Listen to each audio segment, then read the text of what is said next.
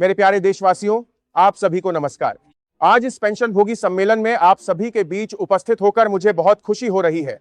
पिछले कई दिनों से कर्मचारी पेंशन योजना 95 यानी ईपीएस 95 की न्यूनतम पेंशन बढ़ाने की मांग पूरे देश में चर्चा का विषय बनी हुई है। कई साथी वर्तमान 1000 रुपए की पेंशन को बढ़ाकर 7500 रुपए किए जाने की मांग कर रहे हैं। आज मैं इसी विषय पर अपनी बात आपके सामने रखना चाहता हूं। सबसे पहले मैं ये कहना चाहता हूं कि आपकी चिंता और आपकी परेशानी पूरी तरह समझी जा सकती है।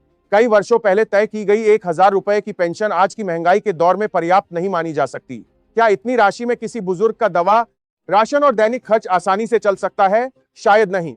इसलिए इस विषय पर गंभीरता से विचार करना आवश्यक है।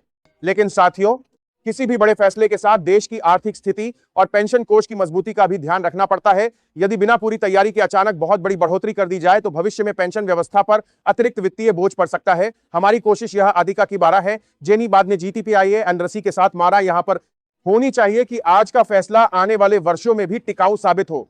इसी सोच के साथ एक चरणबद्ध योजना पर काम किया जा रहा है। पहले चरण में न्यूनतम पेंशन में उचित वृद्धि और महंगाई राहत जैसी व्यवस्था को मजबूत करने का लक्ष्य रखा जाएगा। दूसरे चरण में पेंशन कोष को और सशक्त बनाते हुए डिजिटल सेवाओं और तेज निपटान को बड़ा किया जाएगा। व्यवस्था को बढ़ावा दिया जाएगा ताकि पेंशन भोगियों को बेहतर सुविधाएं मिल सकें। तीसरे चरण में जैसे जैसे देश की अर्थव्यवस्था और मजबूत होगी तथा रोजगार और निवेश बढ़ेंगे, उसी के अनुरूप पेंशन में आगे और वृद्धि करने का प्रयास किया जाएगा।